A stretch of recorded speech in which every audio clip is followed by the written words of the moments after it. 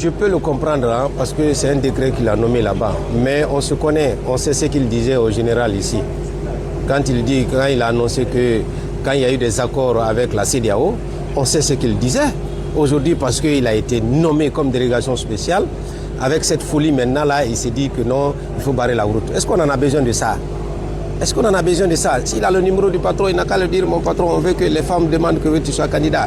Ils sont prêts même à payer de la caution.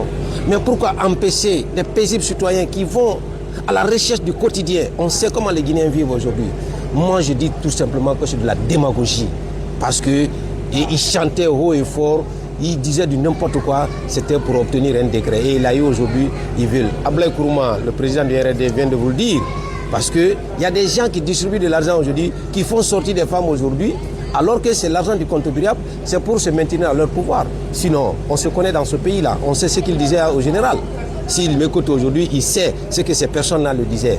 C'est des démagogues, c'est de la démagogie. Ils ne sont pas là pour servir le pays, mais ils sont là pour se servir du peuple. Alors que moi, en tout cas, quel que soit le poste de responsabilité que j'aurai aujourd'hui, je ne peux pas empêcher un Guinéen d'aller, et surtout un lundi, jour ouvrable. Les week-ends, les gens ne travaillent pas, il n'y a pas d'argent. On court le matin pour trouver du manger pour demain.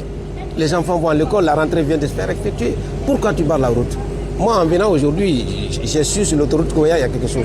J'étais obligé de faire marche arrière pour venir encore prendre la route du Prince. Est-ce qu'on en a besoin?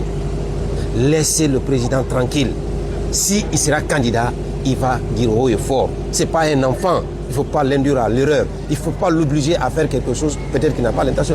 Jusqu'à preuve contraire, personne ne te dira que oui, Mamadi a dit qu'il serait candidat ou je ne le serai pas. Mais je crois qu'il est conscient aujourd'hui parce que Dieu donne le pouvoir à qui le veut. Et quand il te donne le pouvoir, il te donne aussi avec l'expérience, avec la certitude. Je ne veux pas qu'on le force. Il est conscient. S'il sera candidat, il va annoncer. Mais qu'on ne barre pas la route ou bien qu'on n'empêche pas la population